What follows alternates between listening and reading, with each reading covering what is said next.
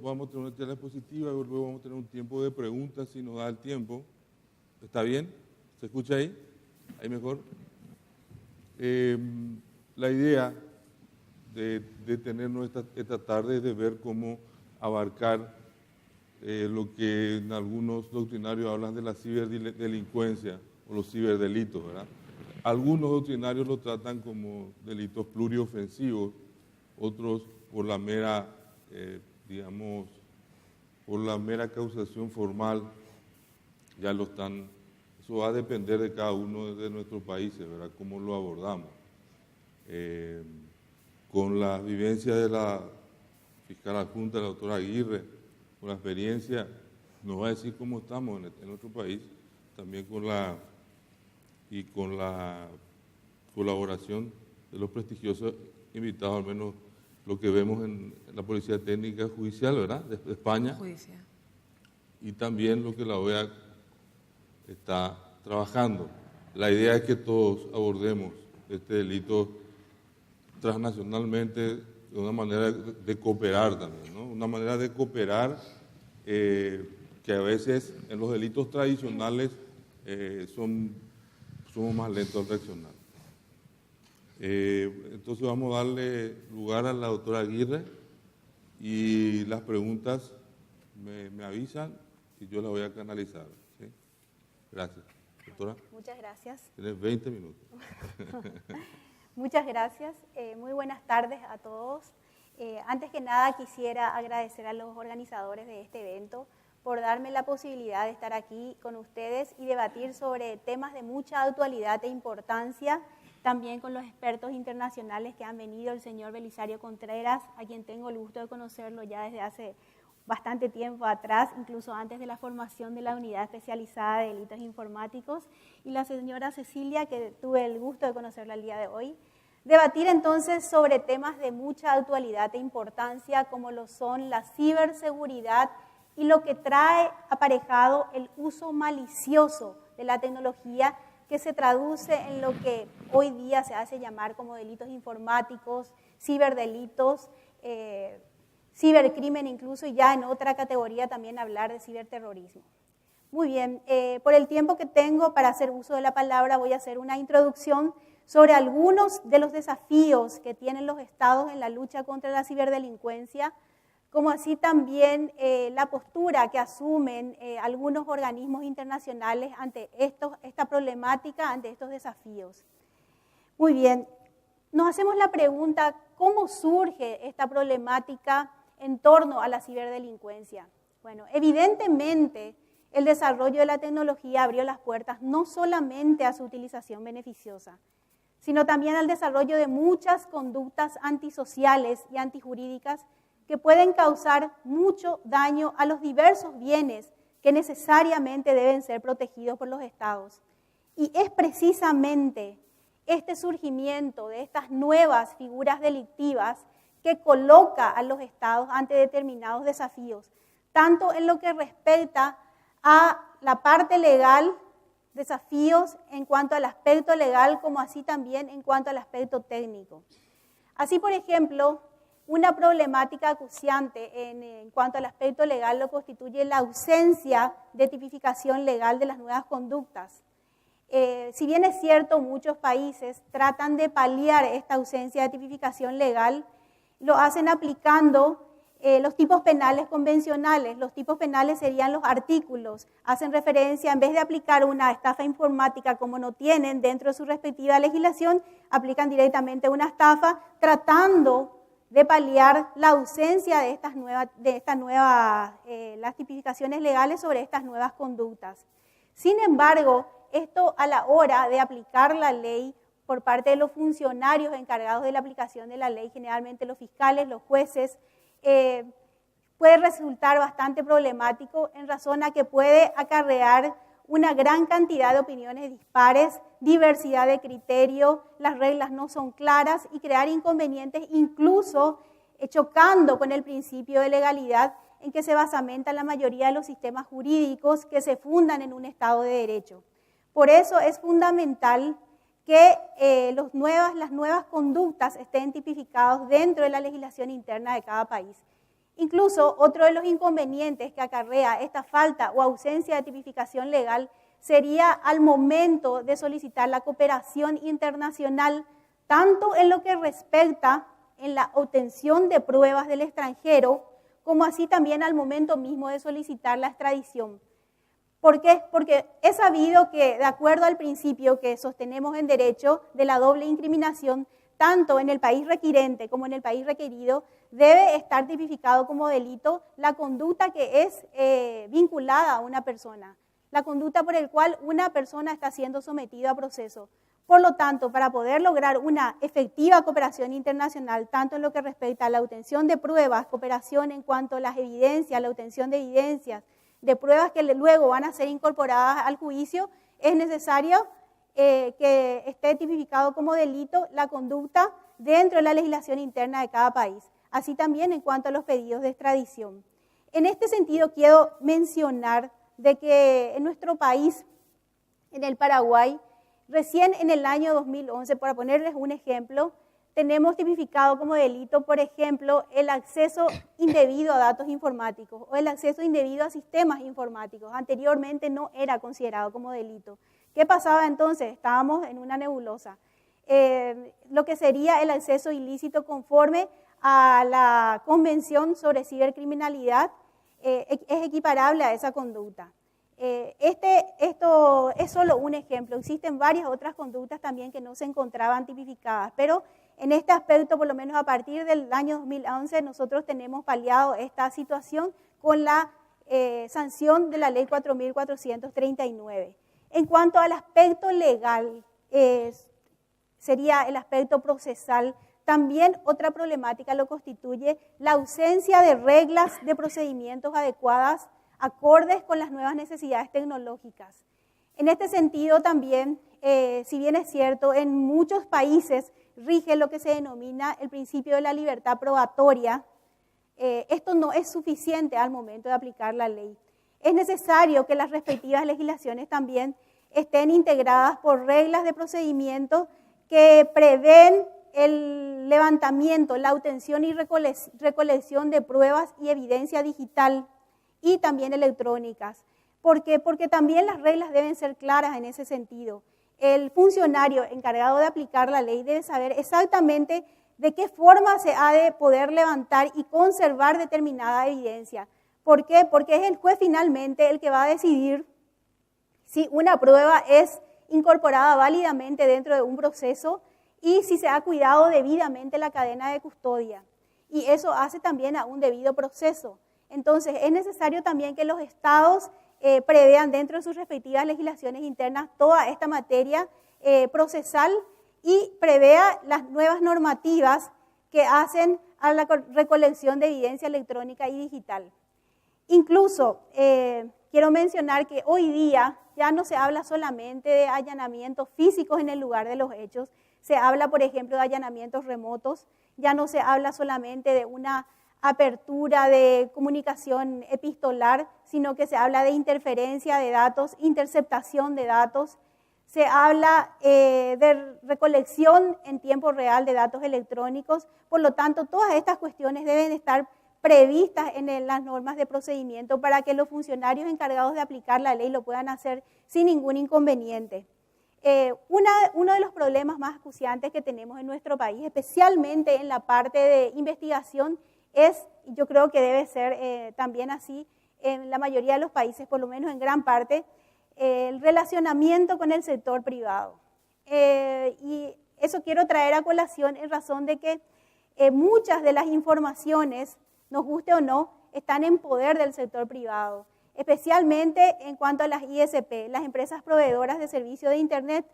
Y nosotros en el Paraguay hemos firmado en el año 2014 un convenio con el Centro Nacional para Niños Desaparecidos y Explotados y tuvimos un ejemplo de que, si bien es cierto, conseguíamos información sobre las direcciones de IP del exterior, por ejemplo, Microsoft, Google, Hotmail, proveía al órgano investigador desde qué dirección de IP se hacía el levantamiento de una imagen de pornografía infantil. Pero ¿qué pasa? En el momento al solicitar a la empresa proveedora de servicio de Internet, dicen que ellos no guardan, que no tienen por qué, porque son IP dinámicos.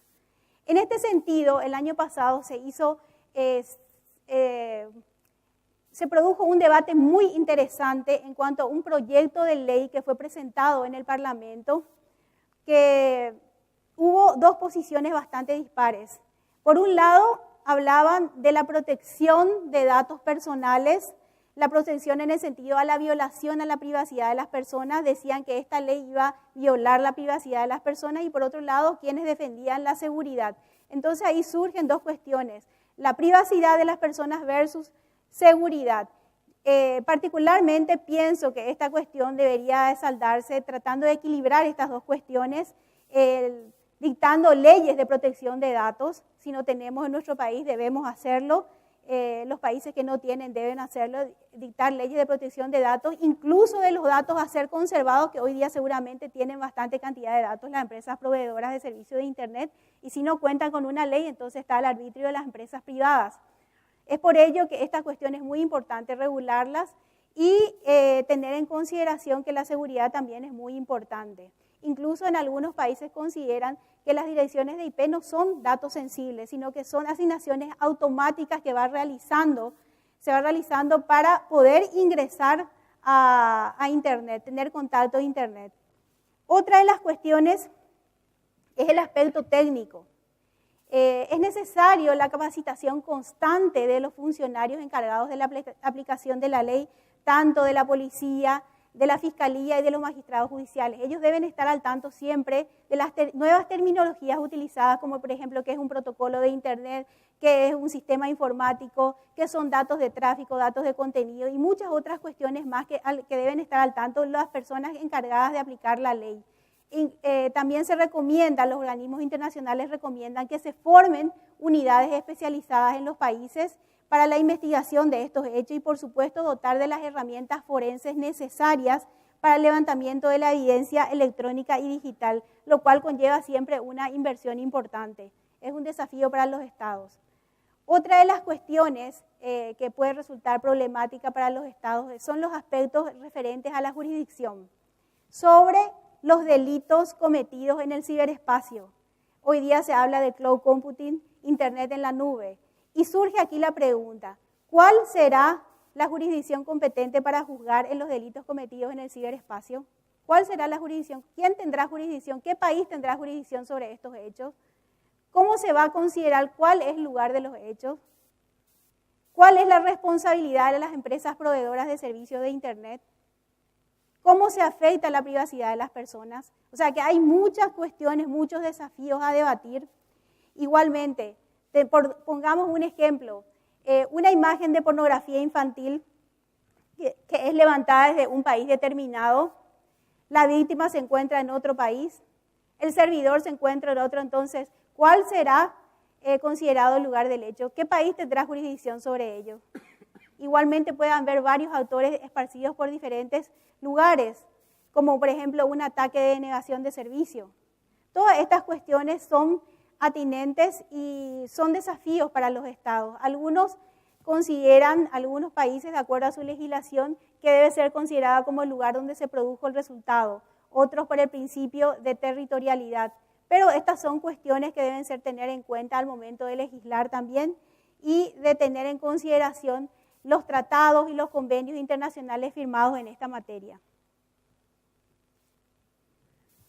Una de las principales problemáticas que atraviesan los estados al momento de tratar de incluir dentro de su legislación interna los llamados delitos cibernéticos es al momento de hacer una definición de lo que son los delitos informáticos.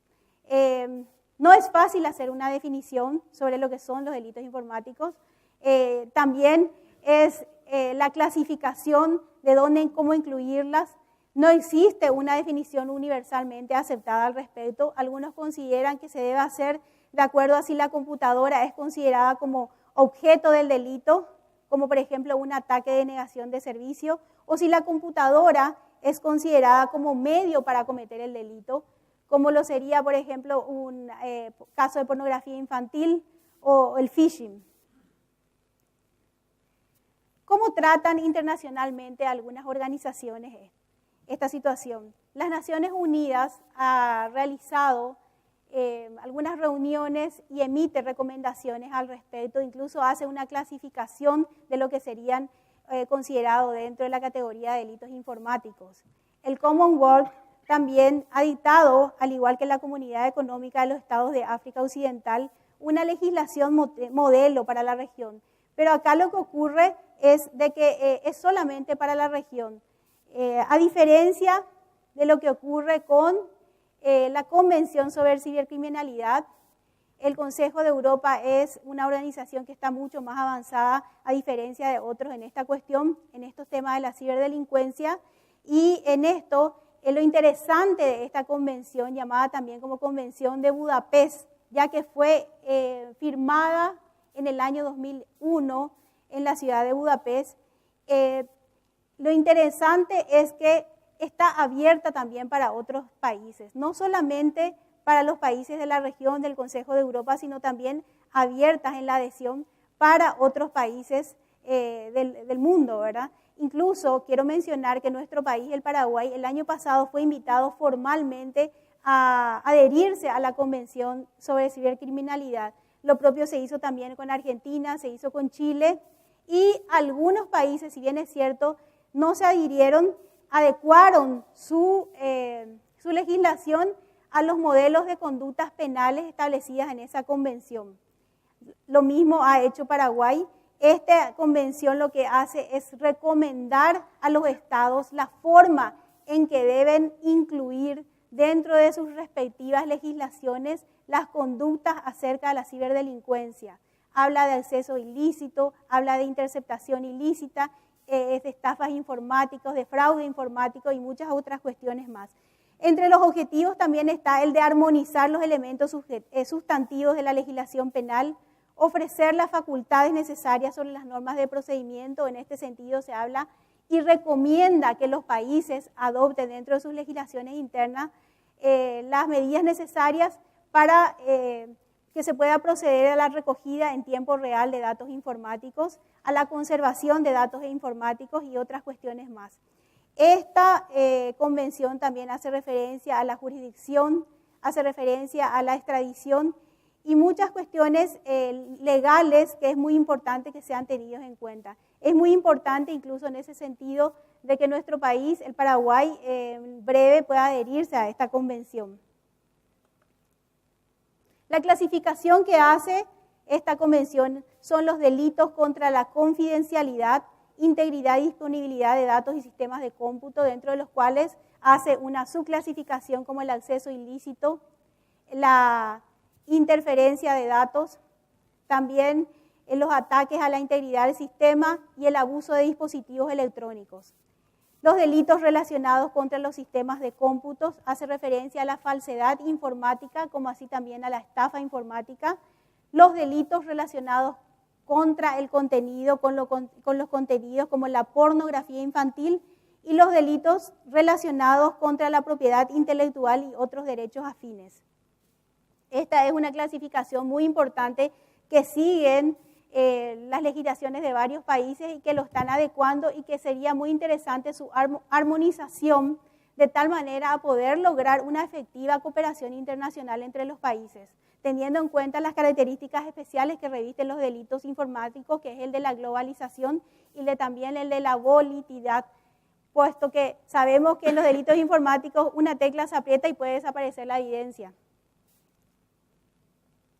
Otra de las organizaciones internacionales que ha trabajado bastante en este tema es la OEA, cuyo representante está aquí, el señor Belisario, que ha formado dentro del RENJA, que es sus siglas, hace referencia a la reunión de ministros y procuradores de justicia de las Américas, al grupo de trabajo de delito cibernético, que se constituye en el principal foro hemisférico establecido por el RENJA desde el año 1999.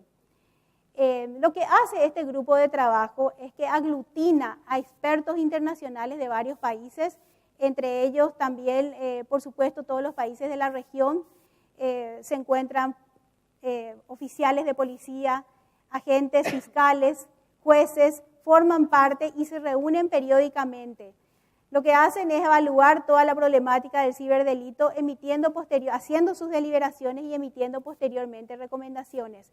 Así, en su última reunión realizada en el año 2014, se mencionaron determinadas recomendaciones, como por ejemplo la de establecer unidades encargadas de dirigir y desarrollar el procesamiento de los delitos informáticos, el de mantener actualizado el directorio de autoridades que sirven de puntos de contacto. ¿Para qué esto? Para poder procederse al intercambio de información, el de adoptar la legislación penal y procesal adecuada que aseguren la investigación y el procesamiento de los delitos informáticos, y la adopción de medidas procesales adecuadas para asegurar la obtención y mantenimiento de la evidencia electrónica. Así también hace dentro de su recomendación un llamado para que los países tengan en cuenta los elementos sustantivos de la Convención del Consejo de Europa, la Convención sobre Cibercriminalidad, y la adhesión a la misma, de tal manera a poder lograr la armonización de las leyes y promover una efectiva cooperación internacional. Bueno, no quisiera terminar sin mencionar que en nuestro país la OEA ha tenido mucha importancia en la formación de las unidades especializadas en delitos informáticos. Ha capacitado a los funcionarios, ha sido de mucha ayuda. También a través de la OEA y del Consejo de Europa se ha procedido a trabajar en el cambio de legislación en nuestro país, adoptando la ley 4.439, en el cual se incorporaron muchas conductas mencionadas en la Convención sobre Cibercriminalidad. Y como una cuestión pendiente y de mucha importancia para poder proceder a la investigación es el desafío de lograr un buen relacionamiento con las empresas proveedoras de servicios de Internet, con el sector privado. Es muy importante en este sentido. Y con respecto a ello, sería interesante que los países regulen el funcionamiento de estas empresas proveedoras y que de tal manera a que puedan colaborar a la investigación de los hechos. Muchas gracias.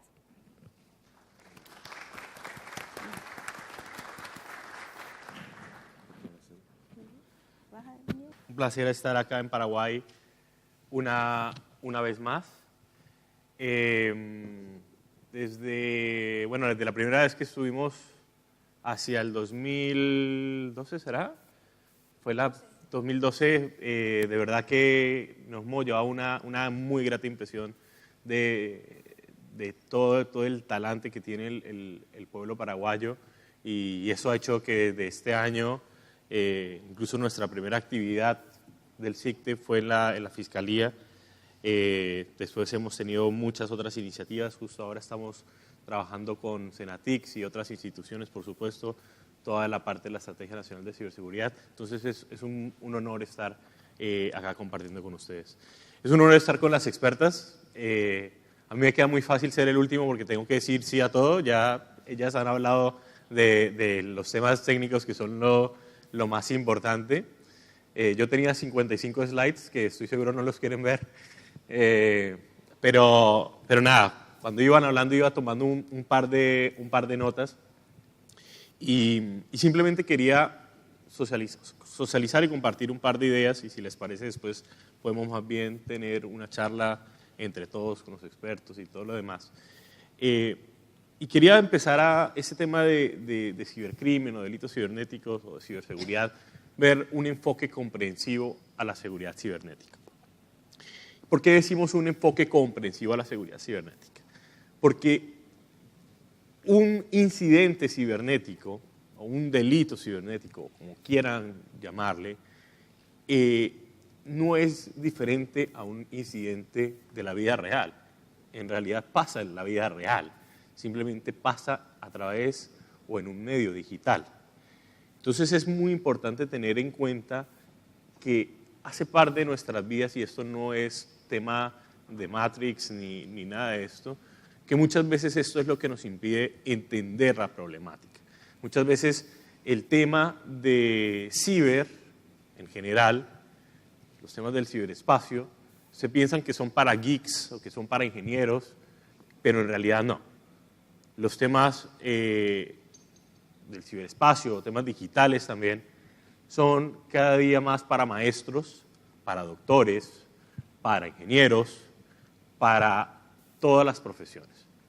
Todos nosotros tenemos hoy un dispositivo móvil que está de una u otra forma conectado a la Internet. Nuestras casas, incluso, así no lo queramos, están conectadas a la Internet, si lo vemos por la red, si lo vemos por el tejido eléctrico. Entonces, de una u otra forma nos vemos dependientes de todas las computadoras. Entonces, bien, en la región, María Teresa lo venía diciendo, desde el 1999 se viene trabajando los temas de ciberseguridad. Esto no es un tema de la actualidad, esto no es un tema nuevo en lo absoluto. Esto es un tema que ya lleva más de 20 años en las mesas de trabajo. Si se ponen a ver, 20 años de los que se están dando recomendaciones de temas y asuntos que se tienen que hacer. América Latina y el Caribe en este momento es quizá la segunda o tercera región del mundo con mayor crecimiento de usuarios de Internet en todo el mundo, lo cual esto tiene que ser o debería ser otro motivo más de preocupación para toda la población en general. Nuevamente, no solamente para el gobierno, no solamente para el sector judicial, sino para todos los usuarios finales. Al final son nuestros hijos, son nuestros familiares y nuestros allegados los que están dependiendo de las tecnologías de la comunicación y la información. Bien, desde el 99 empiezan estas recomendaciones de los ministros de Justicia y hacia el 2003 se recomienda la adopción de una estrategia interamericana comprensiva de seguridad cibernética. Esta estrategia interamericana aborda tres grandes ejes temáticos, o abordaba tres grandes ejes temáticos hacia el 2004. Uno era el eje temático legislativo contra los delitos cibernéticos, que esto lo decía María Teresa, lo ha abordado las reuniones de ministros de justicia o fiscales u otros procuradores de las Américas, REMJA, la OEA está llena de acrónimos. Nosotros en el Comité Interamericano contra el Terrorismo, que es el área en el que estoy, que nos encargamos de toda la parte de seguridad cibernética, de CERTS y de generación de capacidades en materia de ciberseguridad, y la otra era la Comisión Interamericana de Telecomunicaciones, que era de proporcionar estándares y una arquitectura más segura de la Internet. Y todas estas tres áreas entre sí generar una cultura regional de ciberseguridad. Desde el 2004 también, a pesar de esta estrategia, han venido otros documentos, otras estrategias y declaraciones. Por ejemplo, en el ámbito de nuestro comité, en el 2012 hay una declaración que se llama Fortalecimiento de la Seguridad Cibernética en las Américas. En el 2015 se adoptó una sobre protección de la infraestructura crítica, que Celia incluso hablaba un momento de la importancia de ese tema para la infraestructura crítica como lo es, por ejemplo, Itaipú, una infraestructura crítica no solo para Paraguay, sino para toda la región en el ámbito energético. Y este año también se adoptó una nueva sobre promoción de la cooperación y desarrollo en materia de ciberseguridad. Entonces, eso nos dice que hay diferentes compromisos políticos adquiridos ya desde hace mucho tiempo. Nuevamente, no es un tema nuevo, es un tema simplemente que hay que ver qué es lo que está sucediendo. Lo que hemos analizado es que a veces es difícil comprender esto. Y también es muy difícil hacer inversiones sobre algo que no es tangible. La seguridad muchas veces es un intangible, y más aún la seguridad cibernética, la seguridad digital, más intangible aún, porque puedes comprar servidores o ya todos los compras en las nubes y demás, pero sigue siendo más intangible aún, lo cual en términos de, ¿cómo lo ponemos? En términos de qué se tiene de vuelta, no puede ser de pronto tan sexy o tan interesante como pueden ser otras áreas, ¿no? Entonces, en esto es algo que se ha venido trabajando y que se tiene que seguir trabajando. Esto no es solamente, nuevamente, para el sector ejecutivo ni para el sector judicial, eso es en todas las áreas. El tema de ciberseguridad y la protección contra los incidentes cibernéticos es algo que debemos aprender a lo largo y ancho de todas las instituciones a nivel nacional. Desde nuestro programa de ciberseguridad hemos venido trabajando en diferentes áreas. ¿Cuáles son, además de los demás colegas de Renfe y de CITES? ¿Estas áreas cuáles son? Primero es la creación de CERTs nacionales o de CECIRT nacionales. Ahora aproximadamente hay 20 CERTs en todos los estados miembros de la OEA, son 34. Estos CERTs, por supuesto, tenemos que decir que varían de nivel de desarrollo. Bueno, acá están los colegas del CERT PYD que se encuentra ubicado en Senatix. Incluso existía el CECIRT en el Ministerio Público también en algún momento, que fueron cosas que fueron muy importantes para este país. Hay otros países en la región, bueno, en Sudamérica está Brasil, Uruguay, Argentina, Bolivia, Colombia, Venezuela, Ecuador, todos esos países también tienen sus equipos de respuesta. Muchos países en Centroamérica y el Caribe aún no los han establecido. La OEA también está trabajando en interconectar a estos equipos de respuesta. Se está trabajando ya por un largo tiempo en una plataforma, incluso colegas de aquí de Paraguay nos han venido apoyando en este sentido, una plataforma simplemente de intercambio de información y de comunicación permanente. Además de los temas de CERT, en constante capacitación, lo mencionaba, Paraguay ha sido sede de diferentes actividades de capacitación, tanto especializada como general. Una, por ejemplo, la semana pasada acá creo que fue la sede del Segurinfo, pero también hemos tenido capacitaciones mucho más especializadas con Senatix o con el Ministerio Público, y en diferentes países también lo venimos haciendo y estamos completamente abiertos para hacerlo en cualquiera de los países aquí presentes. Las capacitaciones por lo general se acomodan acorde a las circunstancias de respuesta a incidentes, de investigación, de uso de Internet con fines terroristas, ahora que es un tema muy importante por todo lo que está pasando con ISIS y que no se tiene que echar de menos. Entonces, se está trabajando bastante en todo esto. De igual forma, se hacen ejercicios nacionales de gestión de crisis. Se han hecho 10 ejercicios nacionales, 3 internacionales. El próximo ejercicio va a ser completamente abierto para todo el mundo, no solamente para CERTs nacionales. Es un ejercicio completamente virtual. Se va a dirigir desde León, España, y eso es en asociación con el INCIBE. Y en paralelo, lo anuncio acá incluso a medida preliminar, vamos a hacer un campamento de verano allí en España. Se tiene pensado hacer un campamento de verano en España. Entonces, qué bueno que ojalá de pronto algunos de ustedes técnicos pudieran venir a acompañarnos. La OEA no les va a cobrar absolutamente por nada de esto. Generación de conciencia, un tema fundamental a todos los niveles, desde los más chicos hasta los más adultos y hasta el más alto nivel. Y insisto con esto de que el tema de ciberseguridad no es solamente de un sector, porque cuando se nos cambia el chip, ahí creo que todos vamos a empezar todos vamos a empujar por el tema de ciberseguridad a nivel regional. El tema de concientización tiene que haber una reforma educativa para que así como se incluyeron las charlas de educación sexual en todos los colegios, también se incluyan las charlas de cómo hacer uso de las buenas tecnologías. Eso debe ser una prioridad, porque es más, hay hasta abuso sexual por los dispositivos móviles y creo que eso muchas veces no se da. Eso hablo de los más chicos. La parte de adolescentes también, por supuesto, creo que es un sector, un grupo de interés muy importante.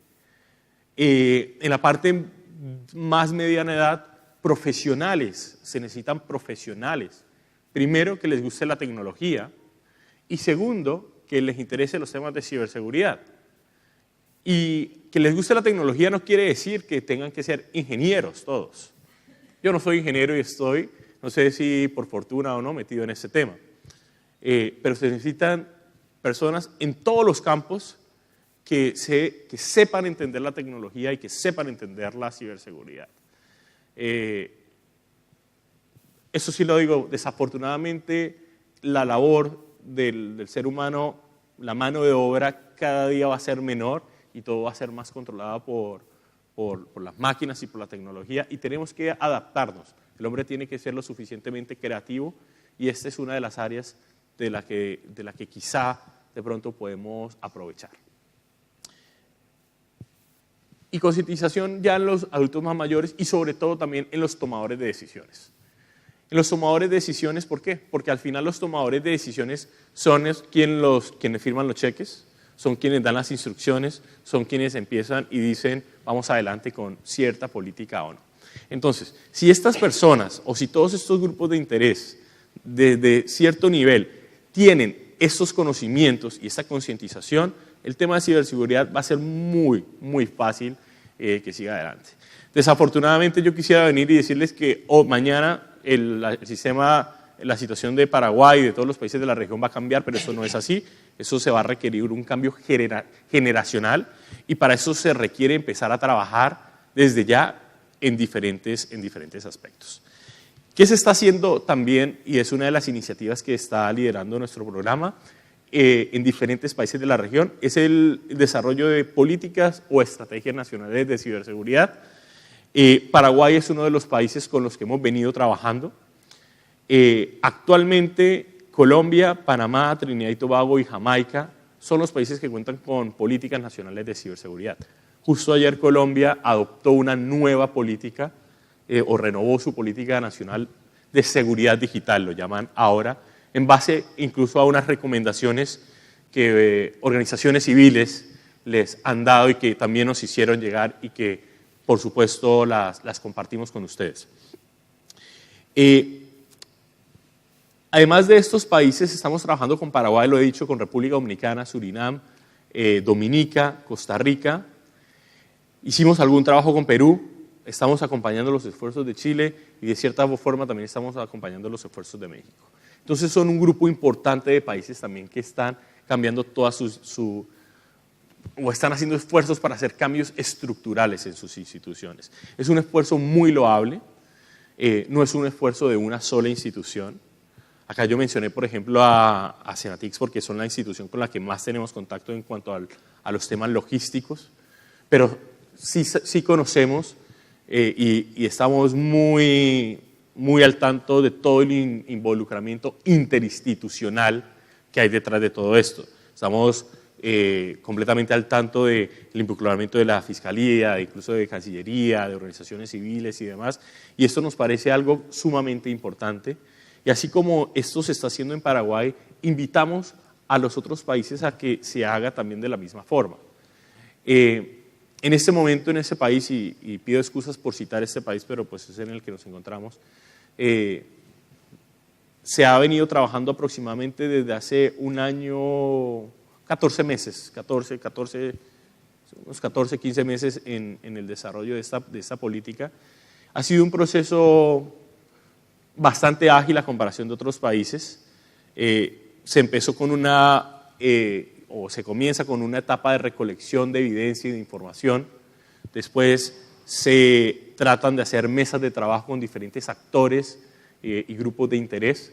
Eso es supremamente clave, tener a todos los actores involucrados, no solo en ese país, sino en todos los países. Hemos sido testigos de muchas iniciativas que se han caído por no tener a todos los actores involucrados, entonces es mejor decir que sobraron a que hicieron falta. Y después de eso se han venido trabajando en diferentes borradores que se han venido socializando, que nosotros hemos visto, que se han venido socializando y se han venido efectuando cambios, que estoy seguro hasta el día -1 sufrirán cambios porque esto es la dinámica que hemos visto en la mayoría de los países. Lo que hemos visto con respecto a Paraguay es que ya el proceso está bastante cerca de terminarse, y esto nos parece nuevamente muy importante. y reiteramos nuestro apoyo para seguir acompañando estos esfuerzos, así como el de los demás países que lo estamos haciendo. El tema de las políticas nacionales es un instrumento fundamental, a nuestro parecer, para cambiar la forma de hacer frente a estas amenazas de la ciberseguridad. Nuevamente, sobre todo por el concepto de involucrar a todos los actores y a todas las partes. No es solamente una política, una estrategia del Ejecutivo, sino son también estrategias y políticas para el sector judicial, legislativo, para la sociedad civil, la comunidad técnica.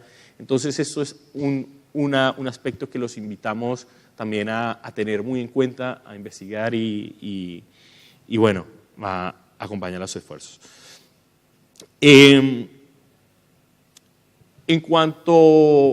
También en cuanto a temas de concientización, ya para acabar, porque sé que debemos dar un espacio a preguntas, recientemente con el Banco Interamericano de Desarrollo lanzamos un informe sobre el estado de la región.